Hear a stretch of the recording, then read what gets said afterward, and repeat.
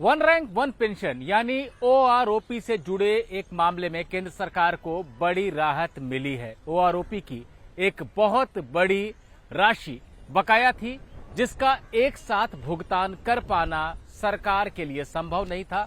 Supreme court ने किश्तों में भुगतान की इजाजत दे दी है, लेकिन कुछ शर्तों के साथ। इसी मामले की बात लीगल विद सहगल के इस वीडियो में। केंद्र सरकार ने 28,000 करोड़ रुपए की बकाया धनराशि का भुगतान किश्तों में करने की अधिसूचना जारी की थी।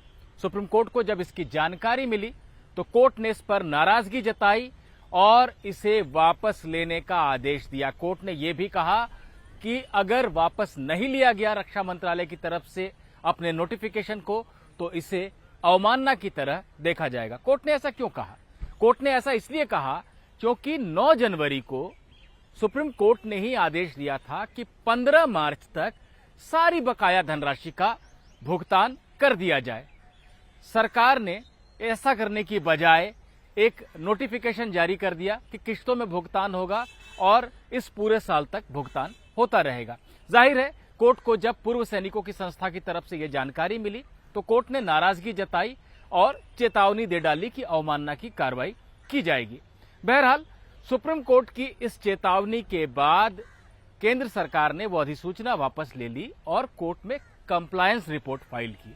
कंप्लायंस रिपोर्ट यानी पहले जो आदेश दिया गया था कि सारा भुगतान कर दिया जाए सैनिकों को, उसके अमल को लेकर क्या कदम उठाए गए हैं। केंद्र सरकार ने ये जो रिपोर्ट जमा करवाई उसे सीलबंद लिफाफे में जमा करवाया। जजों ने इस पर भी आपत्ति जताई, कहा कि यह सीलबंद लिफाफे में रिपोर्ट क्यों दी गई है। आप जो भी कहना चाहते हैं खुलकर कहें ताकि याचिकाकर्ता को भी पता चले। हम ऐसे बंद लिफाफे में आई किसी रिपोर्ट को देखकर आपको कोई राहत देने नहीं जा रहे हैं। बहरहाल, केंद्र के ऊपर ये जो दबाव सुप्रीम कोर्ट की तरफ से बनाया गया वो दबाव भी काम आया और न सिर्फ अधिसूचना वापस ली गई बल्कि जो कंप्लायंस रिपोर्ट फाइल की गई थी सीलबंद लिफाफे में उसे भी खोला गया और अटॉर्नी जनरल आर वेंकट रमनी ने उसे खुली अदालत में पढ़कर सुनाया।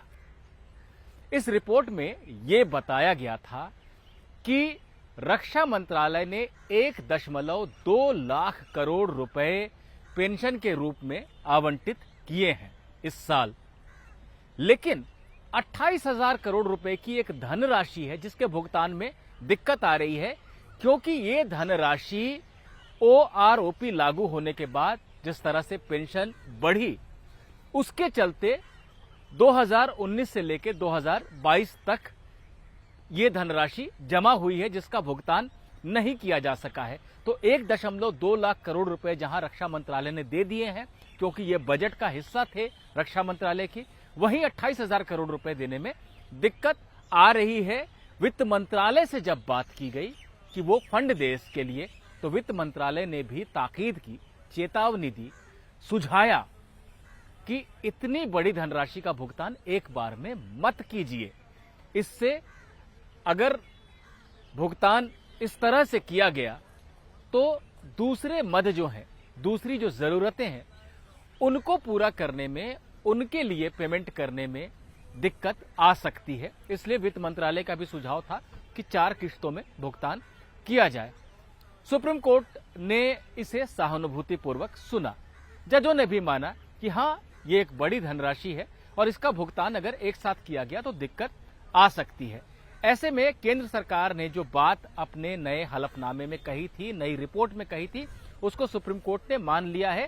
हालांकि जो तारीखें बताई गई थी भुगतान की, उसको प्रीपोन किया है, यानी थोड़ा पहले कर दिया है सुप्रीम कोर्ट ने। बहरहाल, सुप्रीम कोर्ट ने आदेश क्या दिया है और किस तरह से इस धनराशि का भुगतान होगा, उसकी बात आपसे अब वीडियो के अगले हिस्से में मैं करने जा रहा हूं।